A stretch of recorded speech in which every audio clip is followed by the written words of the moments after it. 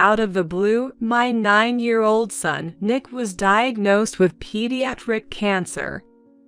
Nick had been complaining of persistent fatigue, and while I never thought it was just regular tiredness, pediatric cancer was the last thing on my mind. From that day, he was forced to be hospitalized for tough treatments. Just being lazy, right? Trying to gain sympathy with something as far-fetched as pediatric cancer. How attention-seeking can you be? Even when I told Michael about Nick's illness, he didn't take it seriously. Despite being busy with work, he never once visited Nick in the hospital.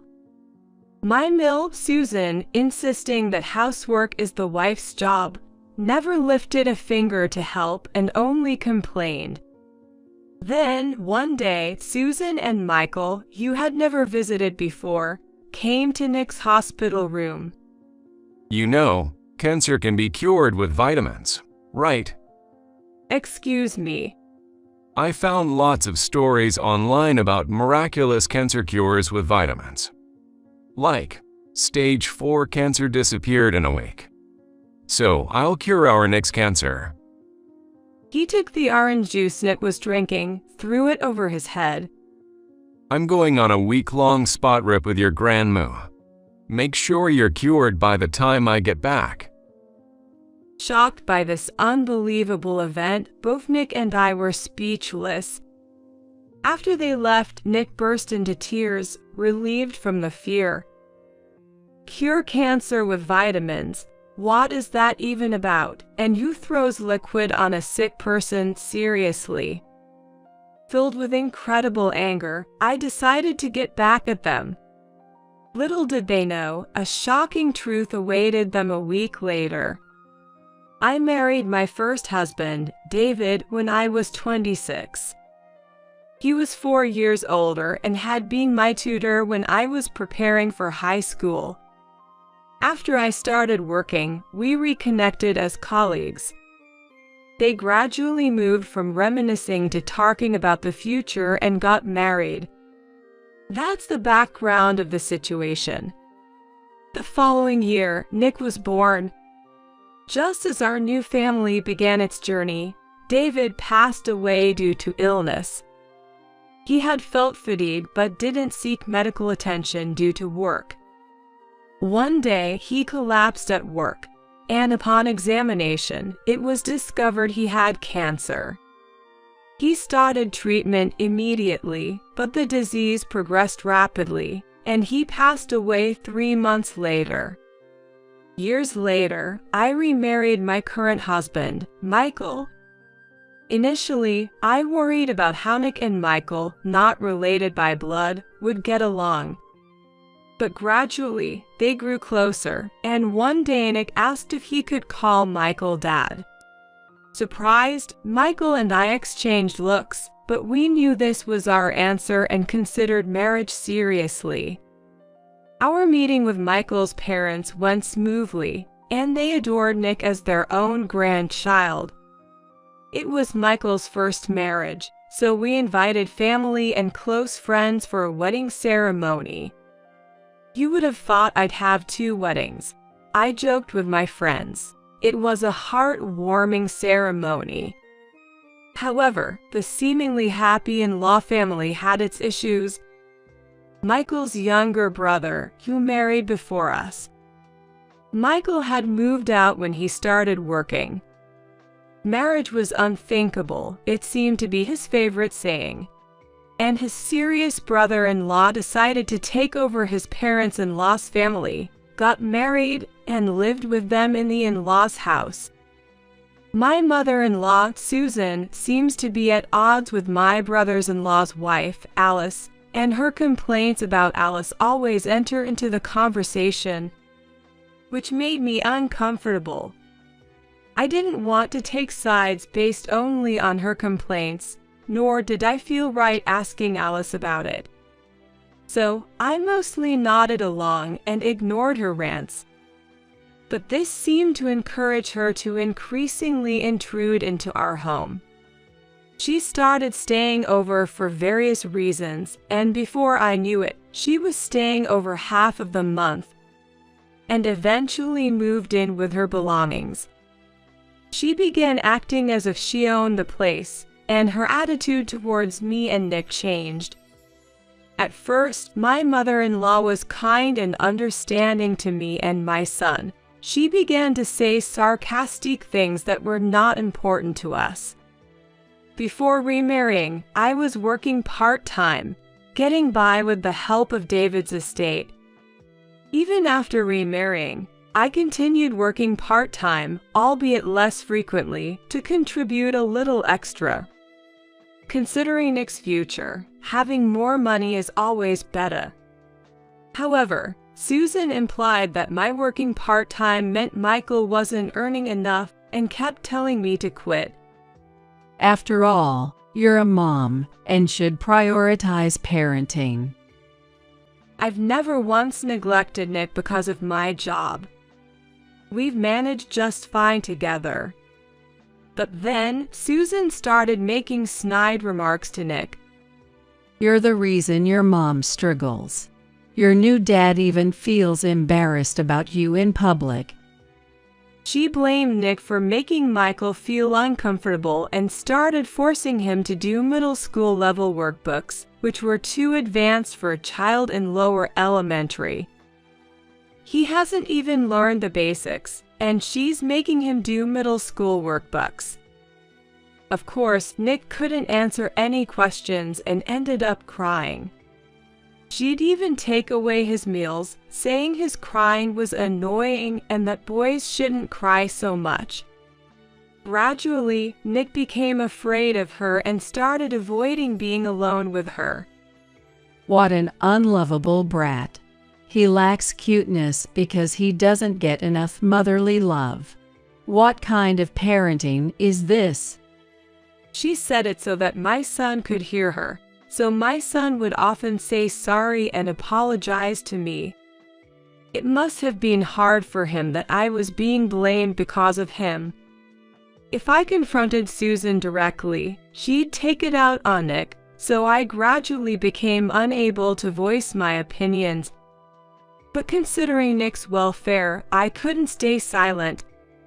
I waited for Michael, who was often away for work, to come home and then shared everything about Susan's behavior. But he didn't believe me, insisting that his mother couldn't possibly say such things or treat a child badly. You say my mom's terrible, but maybe you're the one being harsh to her. What? I've heard complaints.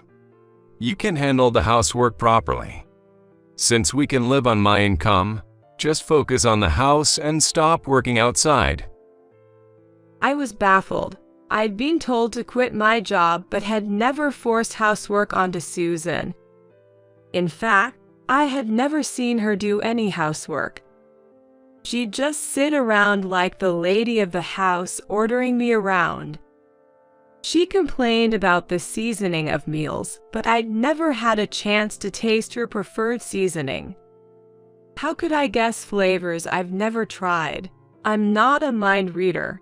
I almost spoke back many times but always held back. Fearing Nick would become her target. Gradually, Michael's attitude toward Nick and me became colder. Still, coldness was bearable. Sometimes, he'd get so angry it was as if another personality had taken over. He never hit us, but he'd throw things, sometimes hitting Nick. Once, when Nick cried from pain and fear, Michael dragged him outside, saying to stay there until he stopped crying. I shielded Nick, ready to be hit, but luckily, Michael lost interest, muttering it was a turn-off. He must be stressed from work. I fought, believing he'd return to his kind self if he calmed down. I decided to endure, prepared to protect Nick from harm, but it wasn't easy. Amidst these unresolved issues with Susan and Michael, Nick turned 9. He loved basketball and started attending a clinic held by an amateur basketball team. Having something to focus on and less time facing Susan, he seemed much happier. Then, one day, he started feeling unwell. At first, I thought he'd overdone it with basketball and let him rest, but a week passed without improvement. It seemed to worsen, so I took him to the pediatrician we'd always relied on. They suggested we get more thorough tests at a larger hospital. I was clueless about big hospitals. The only experience I had was when David was treated. The doctor, having connections, wrote a referral for us. I was advised to get a medical consultation as soon as possible, preferably by tomorrow. I was grateful for seeing a familiar doctor first, but at the same time terrified that Nick might have a serious illness. I told Michael, asking him to come with us, but he refused. It's probably just him faking it.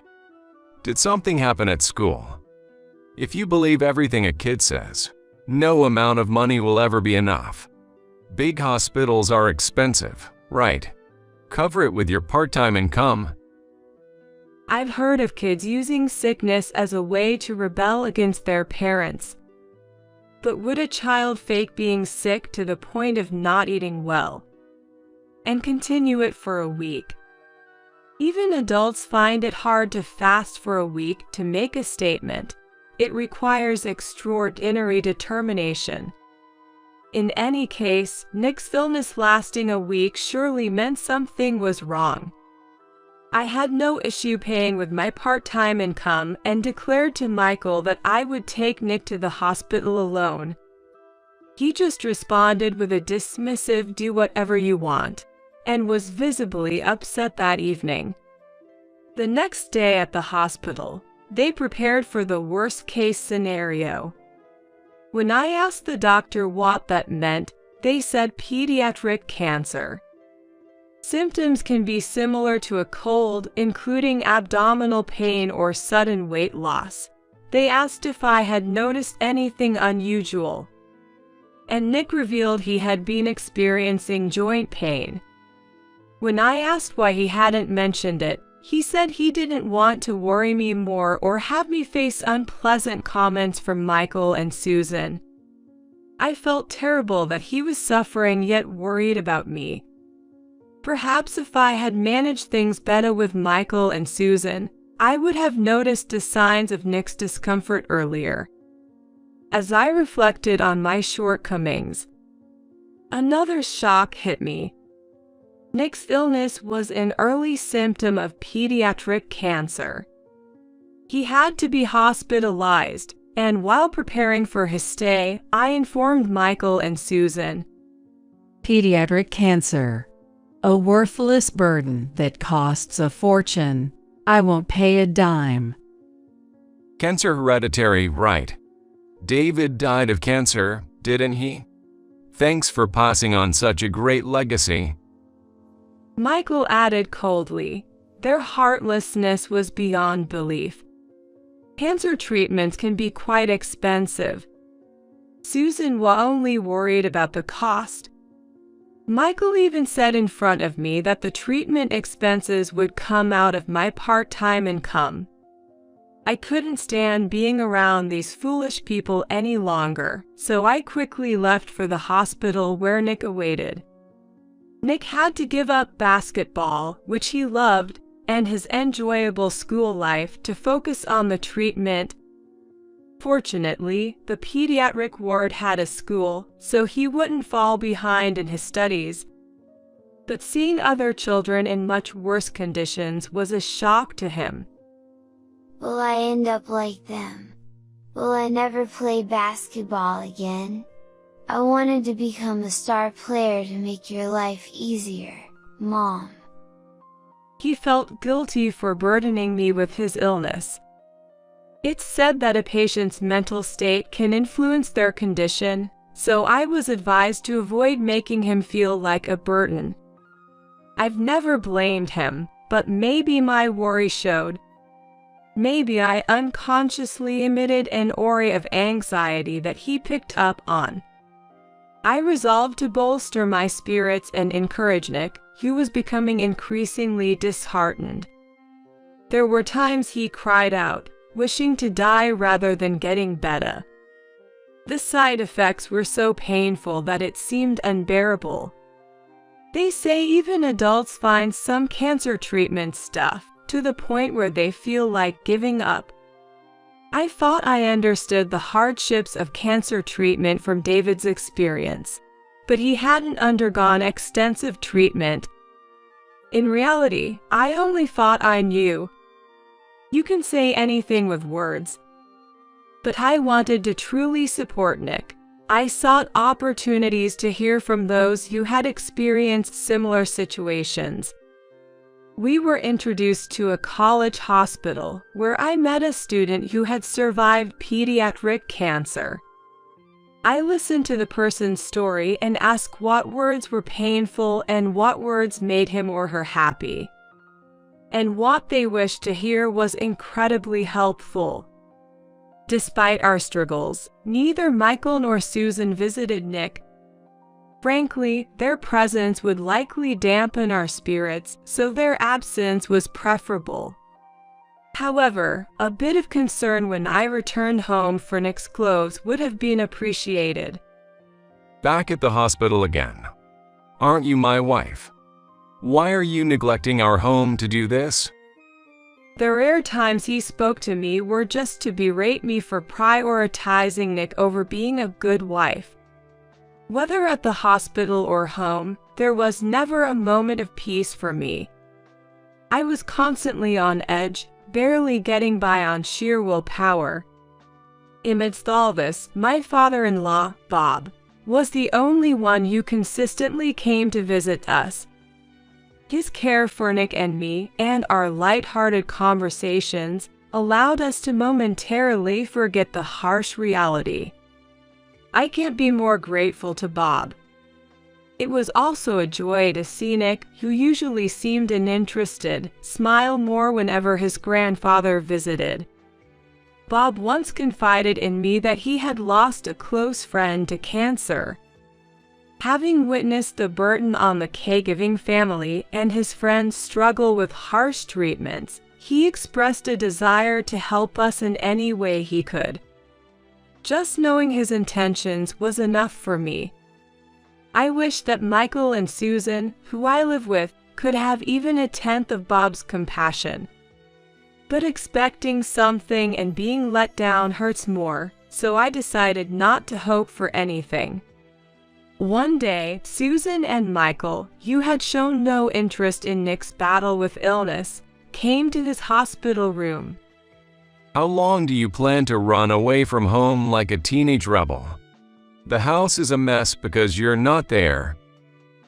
A wife has her duties, right? When it's time for someone to die, they'll die, so just leave it be. The cure for cancer is just a matter of luck anyway. Cure for cancer a matter of luck. Everyone dies eventually. What are those the words you say in a ward where many are striving for recovery? Were they always this despicable? I was so enraged and dumbfounded that I lost all reason. There are things you should and shouldn't say, right? There's a time and place for everything, isn't there? Don't you, who have lived many times longer than Nick, know that? Maybe you both should get a brain scan. Sometimes tumors in the brain can cause personality changes. I remembered some medical drama with a similar plot, though it was a vague memory. I said it confidently, hoping to scare them a bit. You're insulting the mother who raised me.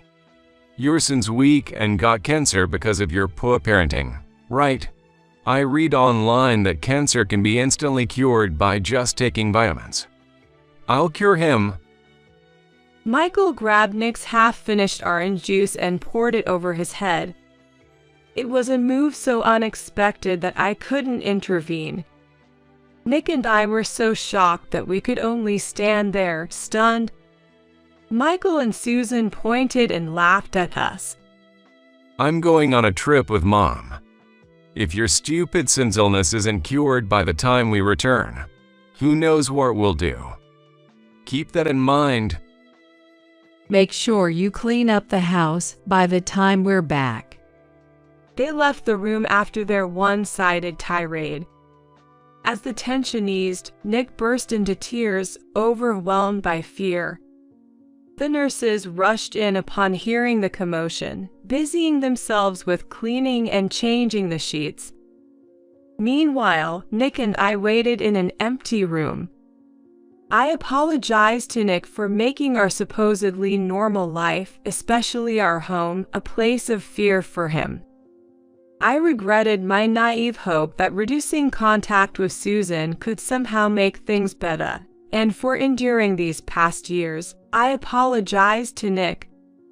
He comfortingly said he endured the mean granny just like I did, showing his kind nature.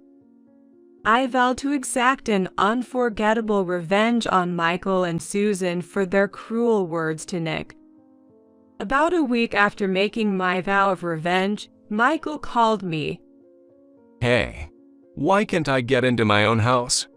What kind of wife locks out her husband? Do you forget his providing for you? His voice was so loud, it rang in my ears, even with the phone's volume down. When did that house become his, anyway? That house was inherited from David. Michael suggested we start our married life there since his apartment lease was nearing renewal. He had said we'd eventually move to a new place, but there was no sign of that happening. Before remarrying, a friend of David had offered to buy the house, offering a price above market value. I considered it, thinking we'd move to a new home after remarrying, and Michael might feel uncomfortable in David's house. The offer was tempting, with the location and layout being ideal, and they were willing to meet my asking price. However, I couldn't part with the memories of David and kept the house. I told them we could discuss it again when I was ready to sell. However, Michael never mentioned moving out, and Susan made herself at home, leading to our current situation. I recalled someone saying that memories aren't in things but in people's minds. It's only now that I truly understand that sentiment. Albeit a bit late. I should have sold the house when Susan started to overstay. When I approached David's acquaintance about selling the house, although it was belated, they were delighted to help. They even apologized for bringing up the sale during a time when I was grieving. The paperwork for the sale had already been completed. They were considerate about my move and Nick's illness, agreeing to work around my schedule for handing over the house. I was grateful, but to truly get revenge on Michael and Susan, I moved out promptly.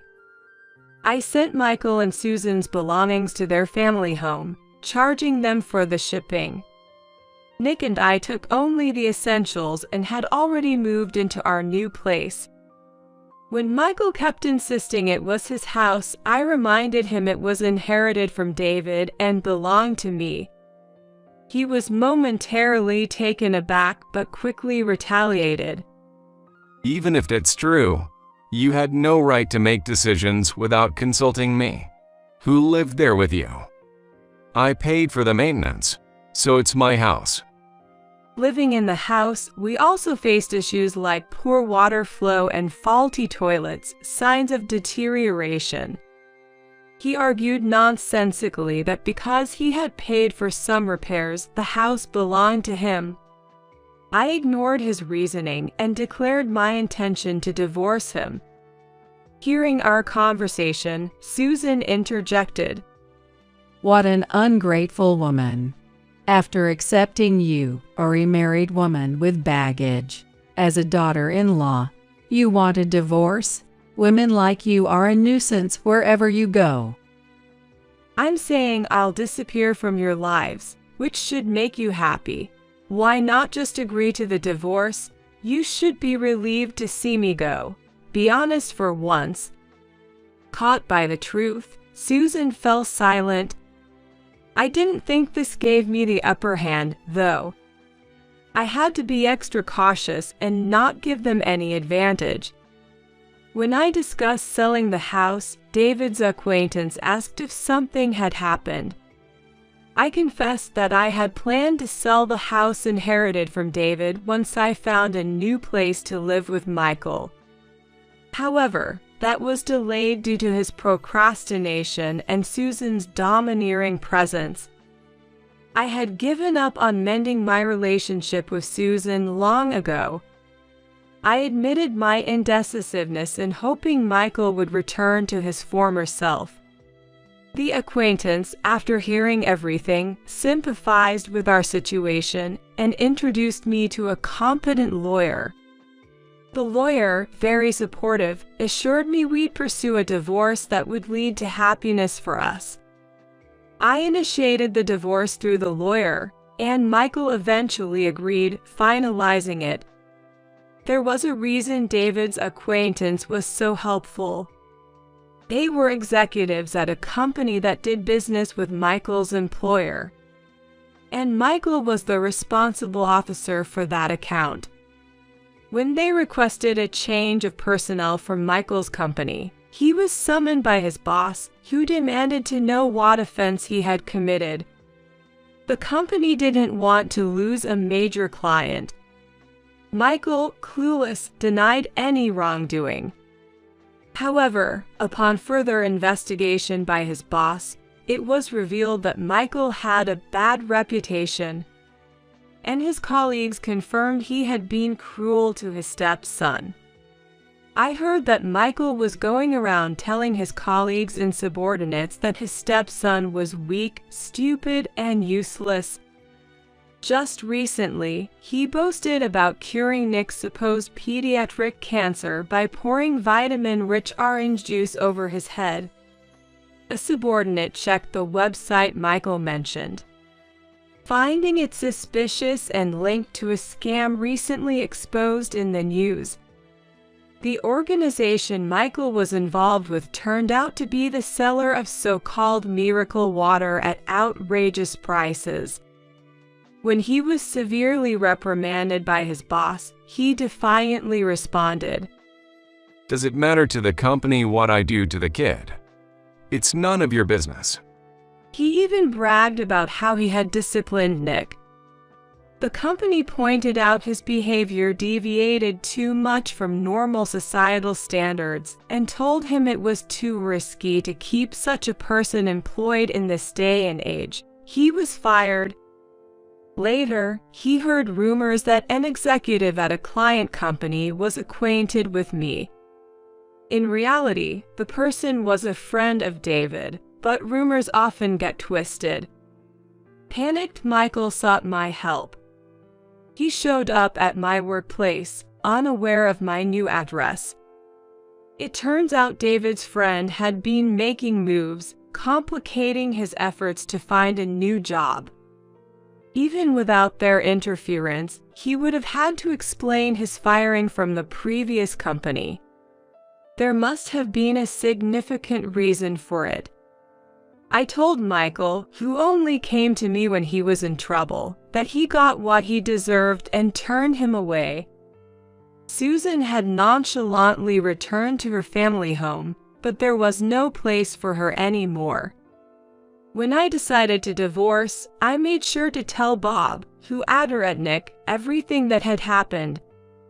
He was heartbroken that his young grandson had been targeted and became furious upon learning the truth. The fact that Alice had also been mistreated by Susan came to light, and he finally lost his patience with her. When Susan returned as if nothing had happened, he told her they were getting divorced. Initially, she resisted, but then agreed, thinking it was better to receive alimony than to stay with an unwanted Alice and a husband who no longer cared for her. However, she ended up being the one who had to pay alimony, demanded by her Alice for mental distress. Michael, who had been temporarily staying with Susan, was also kicked out of the family home after Bob discovered their mistreatment of me and Nick. Susan and Michael are now living together in a run-down apartment, surviving as best as they can. He struggles to find steady work, managing only to get by with day labor. Susan, having been a housewife for years, refuses to work, and they are constantly fighting, each blaming the other. Their loud arguments have even led to noise complaints and warnings from the police. Both are to blame. Susan initiated the trouble, and Michael went along with it, but he shares the responsibility from the moment he participated. As for Susan, she seems too stubborn and thick-skinned to be affected by any downfall. After everything was settled, Bob visited me and Nick once. He was deeply apologizing for the actions of his wife and son. He wished us happiness and quietly gave me some money as compensation, which I initially refused. But he insisted, saying it was the least he could do since he couldn't be there to see Nick recover. Once I divorced, Nick felt a sense of relief from being free of the fear and control of his stepfather and grandmother, and his mood stabilized. The doctor started noting his good condition more frequently as he became more positive. Having goals helped him endure tough treatments without complaints. His efforts paid off, and he was granted temporary discharge. If there were no issues, he could gradually return to normal life while continuing treatment. Over time, his condition further stabilized, allowing him to attend school with some restrictions. Though he sometimes needs to be hospitalized, it's not for as long as before. He sets small goals for himself, like things to do or eat after his hospital stays or treatments, focusing on his recovery. This school and its students are understanding and supportive, giving me peace of mind when sending him there. I feel relieved and happy seeing his steady recovery. Now, I'm determined to walk towards greater happiness with Nick, side by side.